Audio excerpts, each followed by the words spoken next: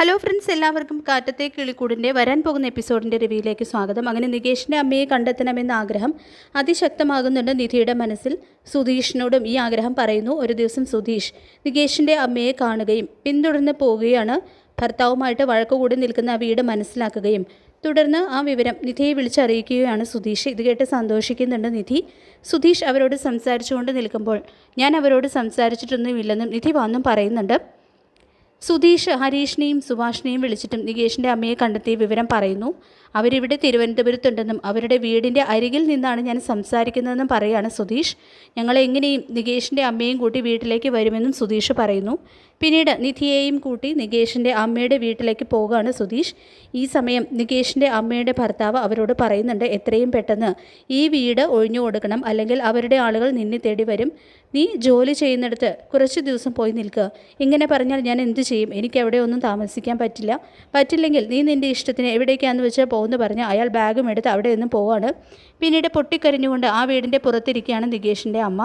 സുധീഷും നിധിയും ആ സമയത്ത് അവിടേക്ക് വരുന്നുണ്ട്. അവരുടെ അടുത്ത് അമ്മ എന്ന് വിളിക്കുകയാണ് നിധി. ദേഷ്യത്തോടെ, എന്താ നിങ്ങൾക്ക് വേണ്ടത്? ആരാ നിങ്ങളൊക്കെ എന്ന് ചോദിക്കുമ്പോൾ നികേഷിൻ്റെ അമ്മയില്ലേ എന്ന് തിരിച്ച് ചോദിക്കുന്നുണ്ട് നിധി. ആരാണ് നികേഷ് എന്ന് ചോദിക്കുകയാണ് അവർ. പെട്ടെന്ന് ഫോണിലുള്ള നികേഷിൻ്റെ ഫോട്ടോ കാണിച്ചു കൊടുക്കുന്നുണ്ട് സുധീഷ്. ആ സമയം ഈ ഫോട്ടോ ആരുടേതാണെന്നും ഈ പയ്യൻ്റെ ഫോട്ടോ എന്നെ കാണിക്കുന്ന എന്താണെന്നും പറഞ്ഞുകൊണ്ട് ദേഷ്യപ്പെടുകയാണ് അവർ. നിങ്ങൾക്ക് നികേഷിനെ അറിയില്ലായിരിക്കും, പക്ഷെ ഭാസ്കരനെ അറിയില്ലേ എന്ന് സുധീഷ് ചോദിക്കുമ്പോൾ ആകെ ഞെട്ടി അവർ നിങ്ങളാരാണെന്ന് തിരിച്ചു ചോദിക്കുന്നു. നമുക്ക് അകത്ത് പോയി സംസാരിക്കാമോ എന്ന് ചോദിക്കുമ്പോൾ നികേഷിൻ്റെ അമ്മ നിധിയെയും സുധീഷിനെയും കൂട്ടി അകത്തേക്ക് പോകുന്നുണ്ട്. കുടിക്കാൻ എന്തെങ്കിലും എടുക്കട്ടെ എന്ന് അവർ ചോദിക്കുമ്പോൾ വേണ്ടാന്ന് പറയുന്നുണ്ട് നിധി. എന്തിനാ എന്നെ അന്വേഷിച്ച് വന്നതെന്ന് അവർ ചോദിക്കുമ്പോൾ നികേഷ് നിങ്ങളുടെ മകനല്ലേ, നിങ്ങൾ കുറച്ച് ദിവസം ഞങ്ങളുടെ വീട്ടിൽ താമസിച്ചിട്ടുണ്ടെന്ന് പറയുകയാണ് സുധീഷ്. ഞാൻ സുധീഷ്, എന്നെ ഓർമ്മയുണ്ടോ എന്നും സുധീഷ് ചോദിക്കുമ്പോൾ നീ ഭാസ്കരൻ്റെ രണ്ടാമത്തെ മകനല്ലേ എന്ന് ചോദിക്കുകയാണ് അവർ. അതേന്ന് മറുപടി കൊടുക്കുന്നുണ്ട് സുധീഷ്. എനിക്കൊരു ചേട്ടനുണ്ട് സുഭാഷ്, പിന്നെ അനിയൻ ഹരീഷ്, ഒരു അനുജനും കൂടിയുണ്ട്, അമ്മയുടെ മകൻ നികേഷ്. അമ്മ ഇപ്പോഴും തിരുവനന്തപുരത്താണല്ലോ താമസിക്കുന്നത്. എന്നിട്ട് എന്താണ് അമ്മയുടെ മകനെ കാണാൻ വരാത്തത്? അവനെ കാണണമെന്ന് തോന്നിയിട്ടേ ഇല്ലേ അമ്മയ്ക്ക്? നിങ്ങളാണ് നികേഷിൻ്റെ അമ്മയെന്ന് ഞങ്ങൾക്കറിയില്ലായിരുന്നു. ഈ അടുത്ത കാലത്താണ് ഞങ്ങളും നികേഷും ഞങ്ങളുടെ അമ്മയും നികേഷിൻ്റെ അമ്മയും വേറെ വേറെ ആണെന്ന് അറിഞ്ഞത്. നികേഷിനെ എന്താണ് അമ്മയ്ക്ക് ഒരു പ്രാവശ്യമെങ്കിലും കാണാൻ തോന്നിയില്ലേ? അമ്മ അവനെ ഉപേക്ഷിച്ച് പോന്ന അതേ വീട്ടിൽ അവനുണ്ടായിരുന്നല്ലോ, ഒരു പ്രാവശ്യമെങ്കിലും വന്ന് കാണാമായിരുന്നല്ലോ എന്ന് പറയുന്നുണ്ട് നിധി. അതൊരു വലിയ കഥയാണ് മോളെ. എൻ്റെ അവസ്ഥ പറഞ്ഞാൽ നിങ്ങൾക്ക് മനസ്സിലായെന്ന് വരില്ല. അവൻ സുഖമായിട്ടിരിക്കുന്നു. ആട്ടെ, അവൻ എന്തിനാ പഠിക്കുന്നതെന്ന് ചോദിക്കുമ്പോൾ ബികോം സെക്കൻഡ് ഇയറിനാണ് പഠിക്കുന്നതെന്ന് പറയുന്നുണ്ട് നിധി. അവൻ്റെ ഫോട്ടോ ഒന്ന് കാണിക്കുമെന്ന് ചോദിക്കുമ്പോൾ നിധി സന്തോഷത്തോടു കൂടി മൊബൈലിലുള്ള നികേഷിൻ്റെ ഫോട്ടോ കാണിച്ചു കൊടുക്കുന്നു. സൂം ചെയ്ത് നോക്കിക്കൊണ്ട്, ഒരുപാട് വളർന്നു പോയി എൻ്റെ മോൻ, കൊച്ചു കുഞ്ഞായിരുന്നപ്പോൾ കണ്ടതല്ലേ, വീണ്ടും ചോദിക്കുന്നതുകൊണ്ട് തെറ്റിദ്ധരിക്കരുത്. ഇതുവരെ നികേഷിനെ കാണണമെന്ന് എന്നാ തോന്നുന്നത്? പുഞ്ചിരിയോടെ നികേഷിൻ്റെ അമ്മ പറയുന്നുണ്ട്, എല്ലാവർക്കും ആഗ്രഹിച്ചതുപോലെ എല്ലാം നടക്കുമോ? എൻ്റെ ജീവിതം തന്നെ വലിയൊരു പോരാട്ടമാണ്. എപ്പോഴാണ് എനിക്ക് പഴയ കാര്യങ്ങളൊക്കെ ഓർക്കാൻ നേരം? അമ്മയ്ക്കിപ്പോൾ ഞങ്ങൾക്കൊപ്പം വരാൻ പറ്റുമോ എന്ന് നിധി ചോദിക്കുമ്പോൾ എവിടെ വരാമെന്നാണ് നിങ്ങൾ പറയുന്നത് എന്ന് നികേഷിൻ്റെ അമ്മ ചോദിക്കുന്നുണ്ട്. ഞങ്ങളുടെ വീട്ടിലേക്ക് നികേഷ് അമ്മയെ കണ്ടാൽ ഒരുപാട് സന്തോഷിക്കും. ഇത് കേട്ട് സുധീഷിനെ നോക്കിയിട്ട് അച്ഛൻ സുഖമായിരിക്കുന്നു മോനെ എന്ന് അവർ ചോദിക്കുമ്പോൾ കുഴപ്പമൊന്നും ഇല്ല എന്ന് സുധീഷ് പറയുന്നതും സുധീഷിൻ്റെ അച്ഛന് അമ്മ എവിടെയാണെന്ന് അറിയുമെന്ന് നിധി ചോദിക്കുകയാണ്. ആർക്കറിയാം? നിങ്ങളെങ്ങനെ ഈ സ്ഥലം കണ്ടുപിടിച്ചത്? ഞാനിവിടെ ഉണ്ടെന്ന് നിങ്ങൾ എങ്ങനെ അറിഞ്ഞു? ഞാൻ സുധീഷിൻ്റെ വൈഫാണ്. ഞാനൊരിക്കൽ അമ്മയെ ഫോട്ടോയിൽ കണ്ടിട്ടുണ്ട്. 2 പ്രാവശ്യം ഞാൻ അമ്മയെ റോഡിൽ വെച്ചും കണ്ടു. നികേഷിൻ്റെ അമ്മയാണെന്ന് എനിക്ക് മനസ്സിലായി. ഞാനിത് സുധീഷിനോട് പറഞ്ഞു. സുധീഷാണ് ഈ വീട് കണ്ടുപിടിച്ചത്. എന്നാണ് ഞങ്ങളുടെ വീട്ടിൽ വരാത്തതെന്നുള്ള കാരണമൊന്നും എനിക്കറിയില്ല, പക്ഷേ ഇപ്പോൾ വരാമല്ലോ എന്നുള്ള ചോദ്യം ചോദിക്കുന്നുണ്ട് നിധി. അമ്മയ്ക്ക് ഞങ്ങളുടെ കൂടെ വരാൻ വേറെ ആരോടെങ്കിലും ചോദിക്കാനുണ്ടോ? ഈ വീട്ടിൽ വേറെ ആരെങ്കിലും ഉണ്ടോ?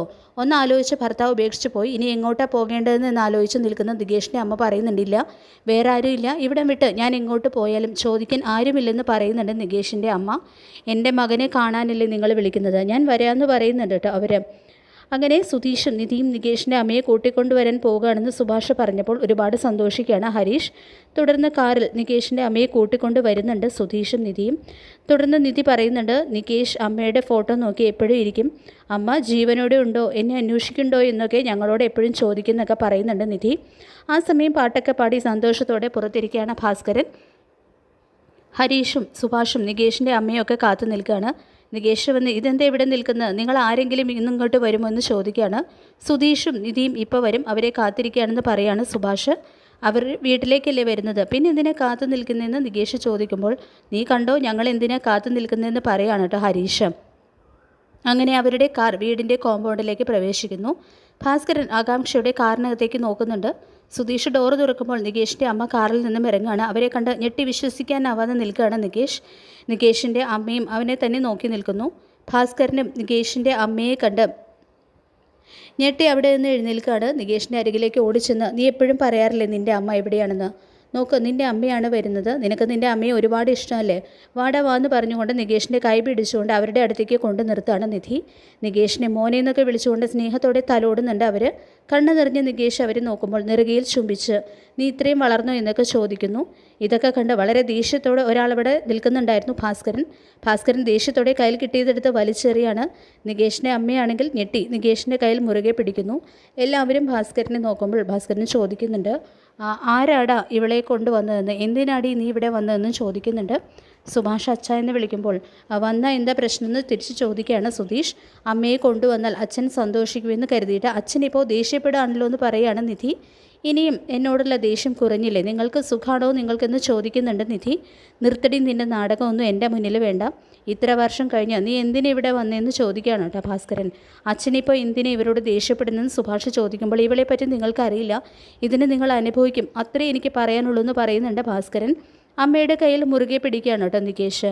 ഇവളെപ്പറ്റി നിങ്ങൾക്ക് അറിയില്ലടാ, ഇവളെ വീട്ടിൽ കയറ്റിയതിന് നിങ്ങൾ അനുഭവിക്കുമെന്ന് പറഞ്ഞുകൊണ്ട് ദേഷ്യത്തോടെ അവിടെ നിന്നും ഇറങ്ങിപ്പോവാണ് ഭാസ്കരൻ.